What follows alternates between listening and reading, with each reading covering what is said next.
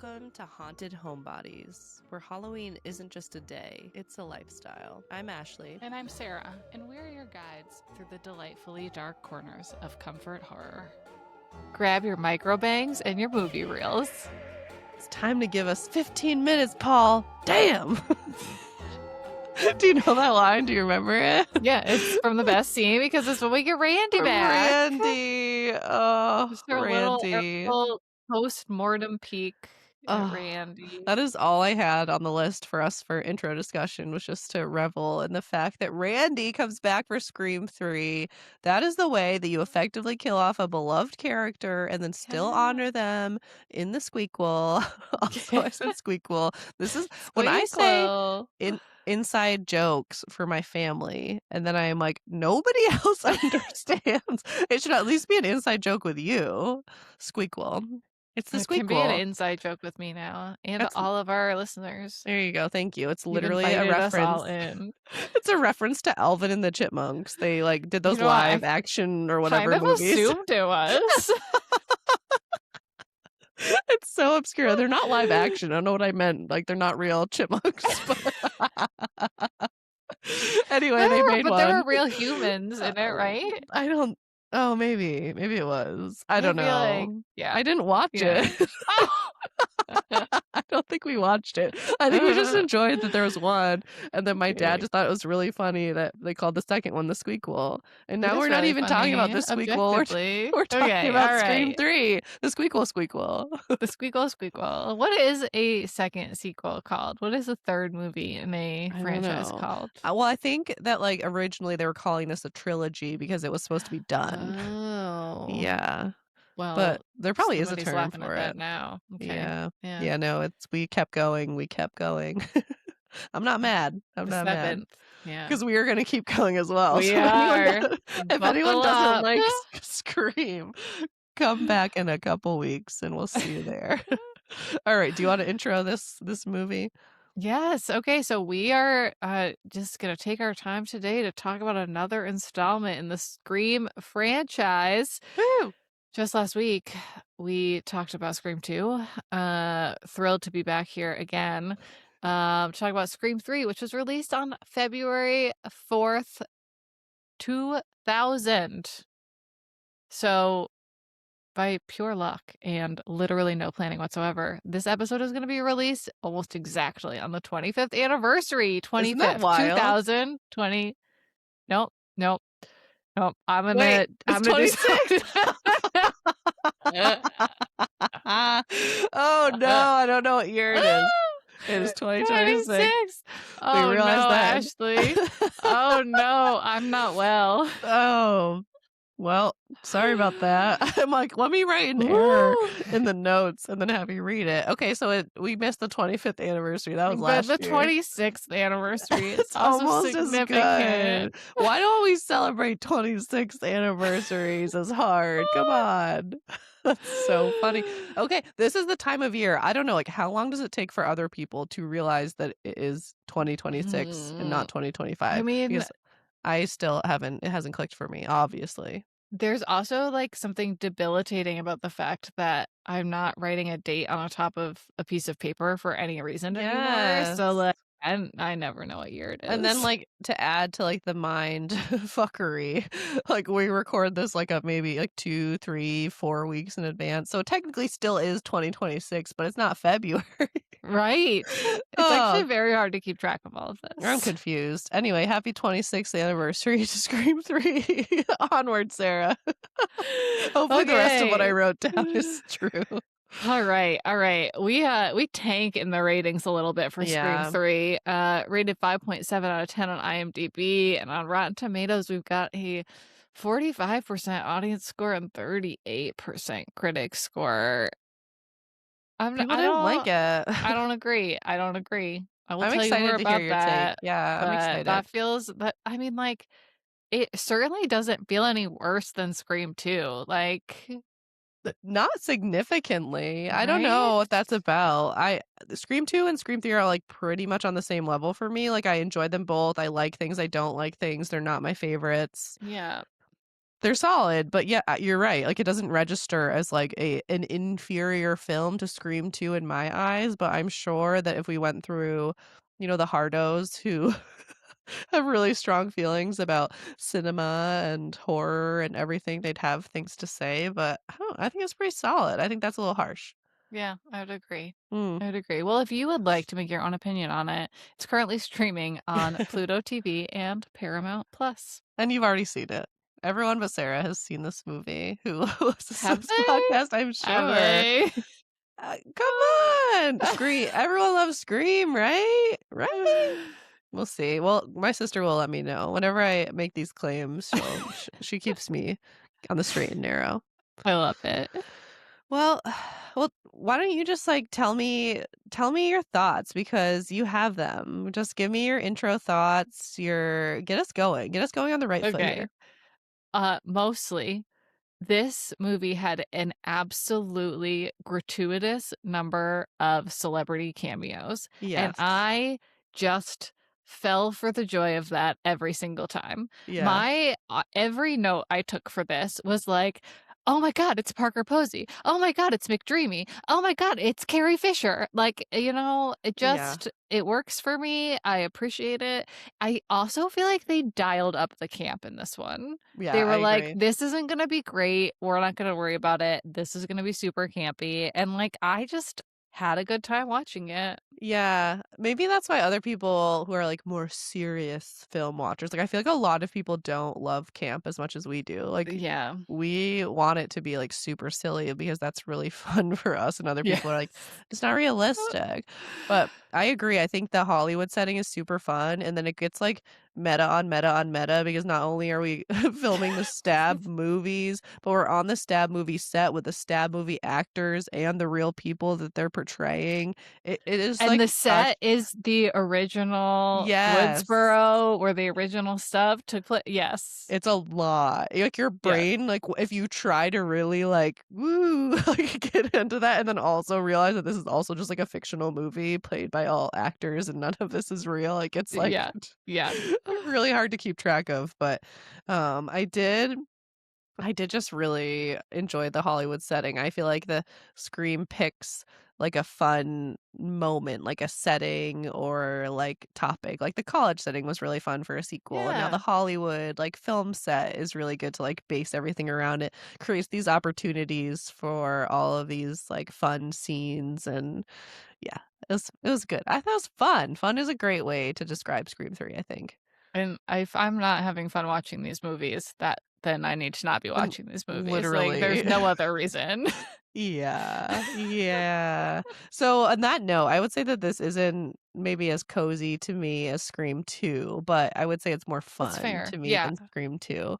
Let's roll it back to the beginning a little bit. So we get our opening scene with I'm gonna call him our emotionally gray king, Cotton Weary. I don't think I he's love really our it. king, but like it still Which works. can we, like, take a moment to discuss that he's a major character in Scream 2? We did not bring him up once when we Not one recorded that time. episode. Yeah, okay, so this will be let's have a moment for Cotton. What do you think of his Yes. character? Do you think he's, like, an okay guy? Do you think he deserved what he got at the beginning of this movie? What do you think about Cotton Weary?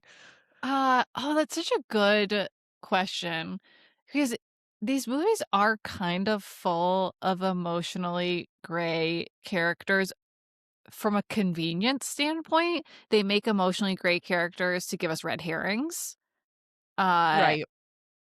and then they kill them for the Yeah, most part to prove yeah, that they weren't the killer.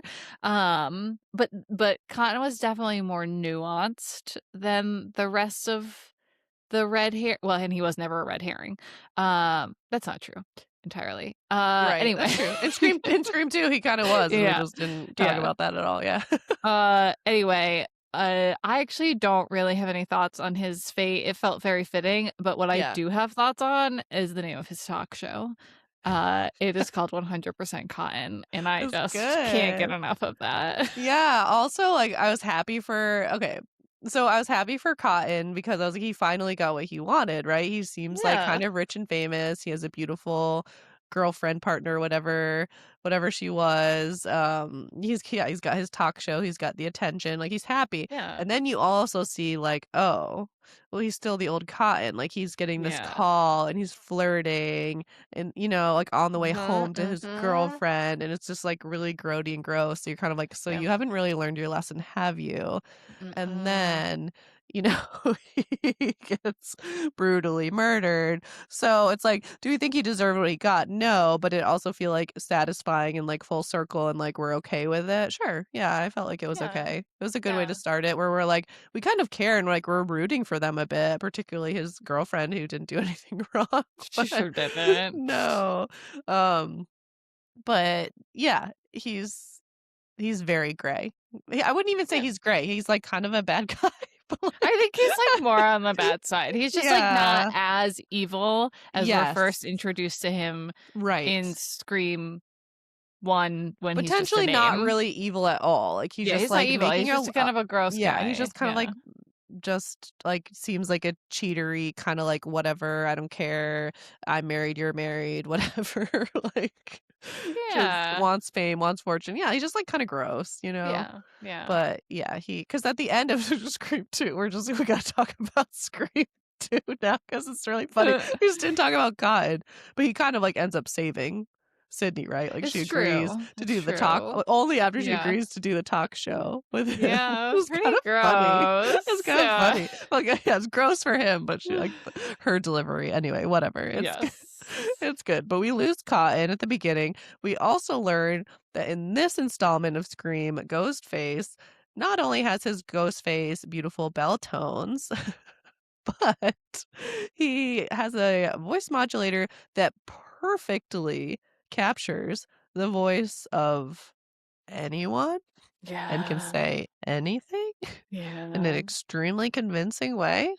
Yeah, almost Question mark? like just like the original actor was doing that voice. Yeah. Yeah, there was no effort Mm. to make it grainy or distorted Mm-mm, or mm-mm. anything. So, this is like kind of the age we're living in where there's just like creepy doubles and deep fakes and everything. But so Scream was just Yeah. way ahead of its time, I guess. 26 But years ahead.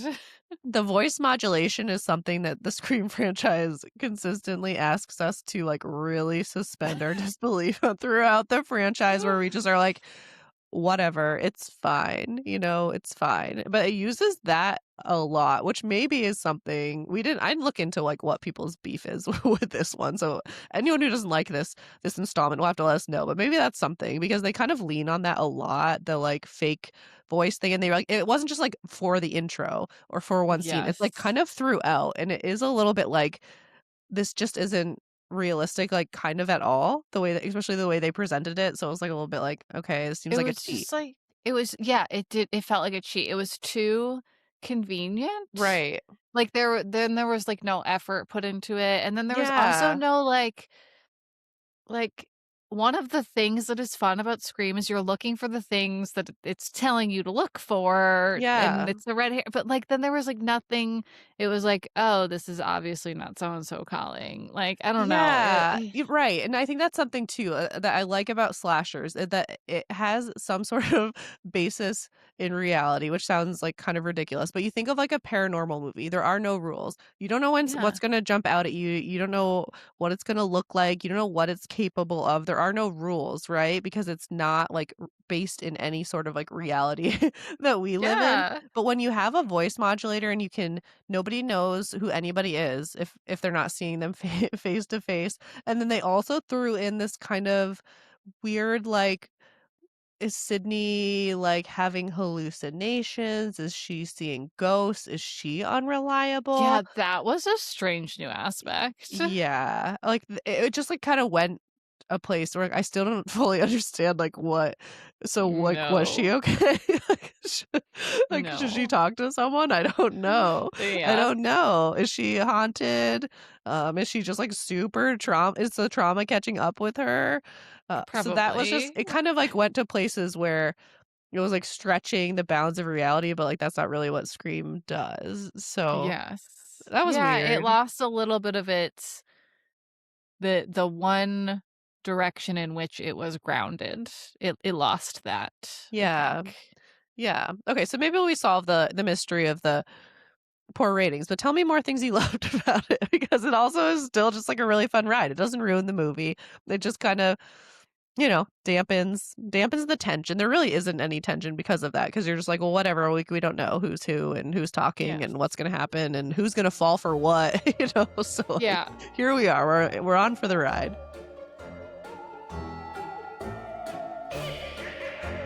So something else I liked is how absolutely unapologetically Courtney Cox rocked what are still to this day probably the worst bangs that have ever been in a movie. Yeah. I wanna know everything about them. I wanna know if she had those bangs at the time. I wanna know if they were clip-ons. I wanna know who decided on them. I wanna know everything. I wanna know who cut them. I wanna know what they thought about it after. I need to know everything about the bangs. They're so fascinating. They She looks are. beautiful no matter She what. is, All the yes. time, every time. But it's like it's a thing, like, in the Scream franchise world, like, Courtney Cox's hair, like, it just goes on such a journey. It's such a journey, Yes. and she has gorgeous hair, and she's a gorgeous woman, and then, like, the hair is just like, what's I happening with know. those bangs? And like micro bangs are very in for like a Yes. certain hip subset of mostly younger Yes. people now. I love These them. I think they're these would cool. not these would not be No, those those aren't though. even. Yeah, like, we're using micro bangs because it's, like, literally what else do you call those? They're, like, Yeah. kind of jagged, but, like, Yeah. symmetrical and clean. Yeah. I don't It's, know. I have I similarly have a lot of questions. I I would love, do. like, an entire book or investigative series about Fuck. the bangs. I love You could it. do a I love it. spin-off podcast about the bangs. We'll do a bonus episode about her bangs. Yes. We need to do investigative reporting. Although I have seen her like people commenting on her bangs and like saying something to you like but meaner than what you said, something like that those are the most like hideous bangs that like ever happened, or like the worst part of Scream 3 is Courtney Cox's bangs or something. And like her just responding with like, what the fuck?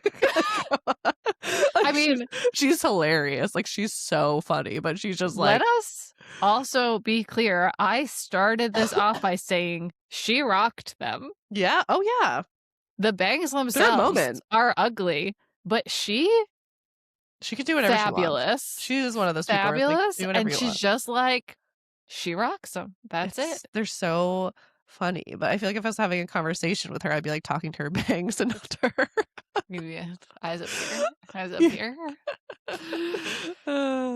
Yeah, they're So great. They're that was fantastic. another I thing I loved about also, this. I loved Gail, like, the actress who was playing Gail in Yes. Oh Stab. my God. Parker Posey. I have never not liked Parker Posey. I don't think I've ever disliked anything Parker Posey has ever been in. She immediately brings camp to whatever she's in. I think she is just fantastic. And the moment I saw her in this, I was like, yep, I'm gonna love this movie. yep, this Yeah. is it. This is it for me. I love actors like that who you see them come on the screen and you're like, "This is gonna be fun." Yep. I'm so glad you're here because 'cause we're gonna have a Yep. good time. Like, the vibe is right. Like, she was so perfect in this role. I love that her and Gail, real Gail, team up. What was her character's name? I wrote it down because I forgot. Uh, Jennifer yeah. Jolie. Great. Yes. Great Which generic is not actress her name. real name because Carrie Fisher tells us what her real name is at some point. Okay, yeah, of course, Jennifer Jolie, that sounds so fake, so, yeah, I put Yes. Parker Posey as Jennifer Jolie playing Gale Weathers. Wait, and Um, she's got the chunky highlights too, which is yes, from so Scream good. 2, those Yeah. are the details where I'm like, "This is so funny," like, I think that's something they love about Scream is it's just, like, like I said, it's in on the joke of itself, it's not taking itself too seriously, it's Right. poking fun of, like, the horror genre, but also celebrating it, it's poking fun at itself, it's just fun, it's just funny, they were hilarious, the 2 Gales running around just vibing, and then the scene with, Carrie Fisher, and, like, that whole scene is one of my favorites, it's just so Uh, funny, I love she her. is she is one of my all-time favorites. All-time favorites. The fact that she was playing someone who looks like Carrie Fisher, but wasn't Carrie Fisher, but then she makes a reference to the fact that she was also up for the Princess Leia part, but it went to the girl who slept with George Lucas. I died. I died. It was just Yeah. so funny, like start to Like, finish. that is such good writing, that's such good writing, that's Well, so so she, funny. you know, and the delivery too. majority of the work that she did in Hollywood, obviously she's known as an actress, but Yeah. for decades, she's a script doctor. She Really? came in and, like, rewrote scripts very well. She's apparently very talented at it, so I kind of wonder if Oh, she had something to do something to with do with that. that. Yeah. Yeah, I would totally believe it. She's written books and I wanna read them Yes. because she just seems like such a fascinating woman and just, like, had such an interesting life and Yeah, I love her. recommend I read the last book she wrote, and Mm. it's so good. She's Oh, amazing. she is. She is. And her daughter is a bit of a scream queen herself. Who's her daughter? Billie Lourd, who was on the TV show Scream Queens, which is probably something we should cover on this podcast at I some know, point. for sure. I watched it and liked it. Also, when I was living in San Francisco. Oh, Which yeah. one was which they all have the same name, they're all Chanel. They're all Chanel. I don't remember what Chanel she was. I feel like I knew this, and I think I know the one you're talking about. I'll have to look it up later. Yeah. She Um, always wore the earmuffs, which was a yes, okay, Princess that's the one. Leia Yeah. homage. Oh, yes, okay, that's the one I was Yeah. gonna guess it was. Okay, I think Yes. I knew this, Okay. like, deep in the caverns of my brain. Okay, we Okay. can move on from Carrie Fisher because she was in the movie for a shorter amount of time than we have been talking about her. Love her. See, that's power. That's power, Yes. baby. Yes, it So, is. okay, so we're kind of like I feel like getting towards act 3, killer reveal, right? Like Yes. we're getting there. Yes. We have some Gale and Dewey drama. They're always feuding. They're always like in love with each other and just being like, we just aren't compatible, but we love each other. Yeah. I'm here for Opposites it. attract. Yeah, no, Yeah. I'm always along for the ride. The fake Gale has her actress Gale. I don't even know how to differentiate. Jennifer Jolie, she has the little bodyguard who has like beef with Dewey. Like, there's just some fun scenes, and then we get kind Yes. of like the other characters for me. Like, I don't know. I think something about this installment that wasn't my favorite is like a lot of the other characters just like kind of boring. Like you kept writing about what's her name? Angelina? Some Yes. Angelina. Mhm. Okay. You wrote that and I was like, "Who's Angelina?" And then I was like, She "Okay." was very boring. From the context of what you're writing, then I was like, "Oh, it's the like meek little actress who they're trying to Yes. paint as a psycho killer and Yes. she's not."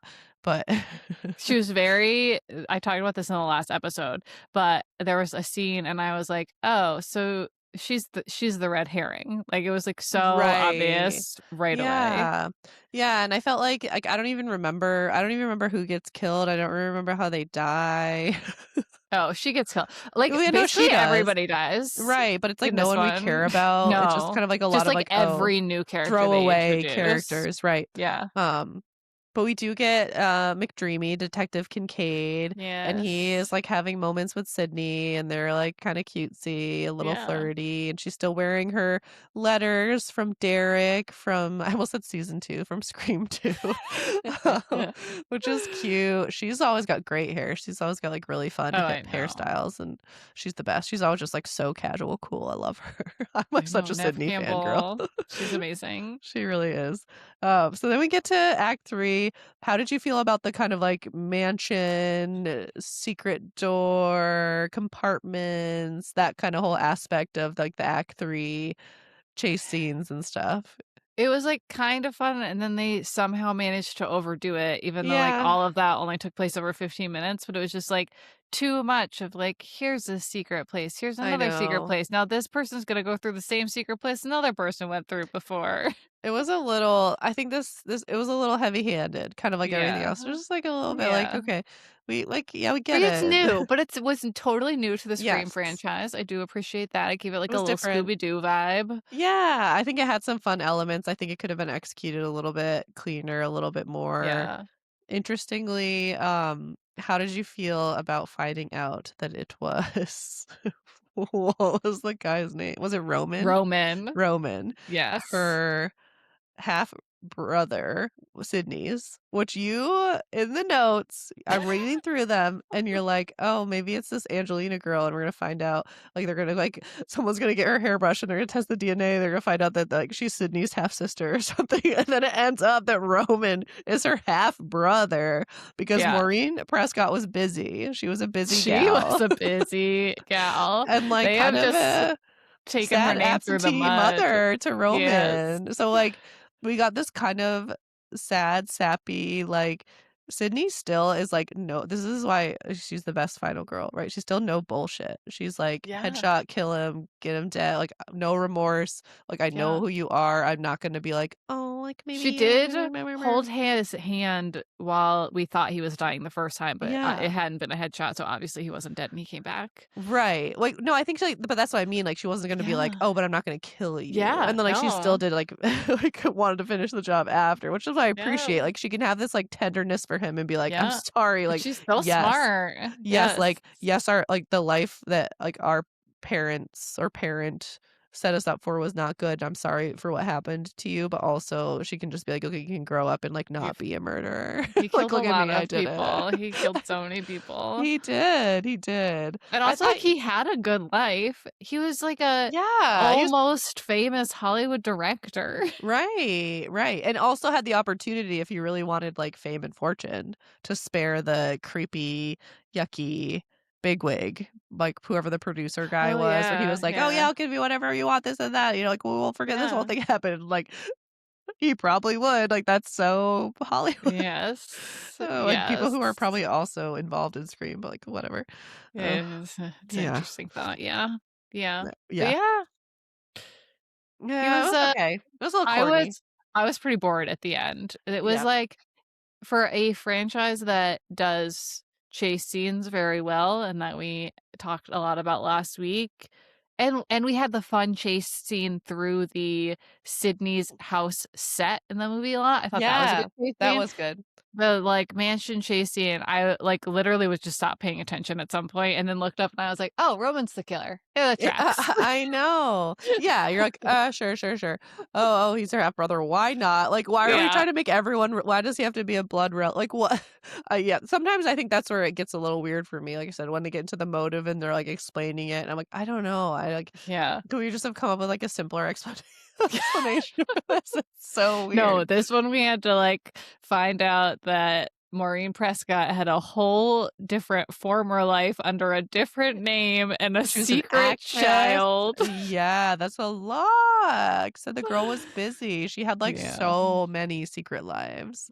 She lived a Yes. lot of lives. A lot of Indeed. lives. Yes. Yeah, it was okay. I do agree, there were some boring moments, but I think the cast was incredible. The, like, meta exploding on itself was just fun. It was fun. Yes. It's again, Yeah. it was another installment that was, like, not incredible, but, like, a solid fun watch. Like, you wouldn't go like, you wouldn't leave the theater after watching that and be like, "Oh, what a waste of time." You'd be like, "Oh, it's okay. It No. was fun. I had a good time." I mean, I would watch it again for Parker Posey and Carrie Fisher anytime. Yeah. Like, their Yeah. roles were enough to sustain me. Totally. It had enough good moments to, like, keep it going, keep the Yes. fun. And that's why a lot of these movies too, it's like it's a franchise where you're just like, "Okay, so I'm gonna watch Scream." And then you're just like, you're doing your chores, like, you put on Scream too, and it's just, like, in the background, right? And then you do your next chore, and you're kinda putzing around the house, and you put on Scream 3, right? And you're just, like, doing your thing, you're on your computer, right? You're writing your notes for your Scream 4 podcast episode, and then Scream 3's on in the background. And you're chilling, you're folding your laundry, Yeah. Scream 5's on. I don't know that this has never happened quite, but, like, you get the idea. Yeah, yeah. Some version of The that. background, yeah. They're great background movies where there's, like, fun Yeah. characters, funny moments, and yeah. Good times. I love it. You did call out this thing that I wrote, so I will say it out loud because I also found it very funny, which is the, like, fact that they bookend this story with this super short and easily jumpable fence that Sydney has around her house as Right, though it is impenetrable. right. She has a gate to lock the fence that is, at best, hip high. Like, Yeah. who could not jump that fence? What does she think that fence is saving her from? I'm not sure. Like Ghostface in a wheelchair? Like, Maybe. what does A it child, blows my my child would get I over that no, fence. like, any Right, child could climb a child would love to climb that fence. right. Cracks me up, and then at the very end, she just flings her gate wide open as though Such a she is healed and nobody is ever gonna try to kill her again. She right. also leaves a door open in her house, which Yeah. I don't do. No. Now we're just getting reckless and, like, also there's bugs. Yeah, the fence was hilarious. It That I was. just 'Cause it also was, like, not presented as if, like, this was supposed to be funny, like, it was literally, like, No. this joyous, like, music, and then also having this, like, really weird double date with Gail and Dewey, and then, like, Who have Detective just gotten Kincaid. engaged when Dewey puts the ring in the book she has written about the About the Woodsboro murders? murders. The Like, one where this her is his not sister healthy. dies? Yeah. Yes. Yeah. Yeah. It was a Yeah. choice. I I mean, they're know. not a great couple, and That's they make that okay. point, so maybe Yes. that was fitting. It But was yes, a it was an weird, like, we were awkward like, double "What a date. happy, fun ending," and the gate is open. It's a beautiful metaphor. We But are yeah, open to the world. you literally wrote, "Oh, wow, she doesn't lock her totally impenetrable fence anymore. Healing." That's how I felt. I mean, in Oh, fairness, if this was originally supposed to be a trilogy, I guess maybe she that was did the feel like end. that was the end, Yeah, and they that's wanted to great for give, like her. right. But now we know there's a Scream 4, so that sucks, Sid. Yeah, it doesn't Sorry. go well. So anyway, we'll see you next week for Scream 4, Sarah's first time watch, my millionth time watch. It's one of the ones I Can't watch the wait. most. It's definitely not the best, but it's a real fun time. We'll have a lot to talk about. It's a movie. It is a movie. All right, we'll see you next week. Bye. Bye. Thanks for listening to another episode of Haunted Homebodies. Make sure you like and subscribe wherever you listen to podcasts. And remember, when in doubt, just stay home.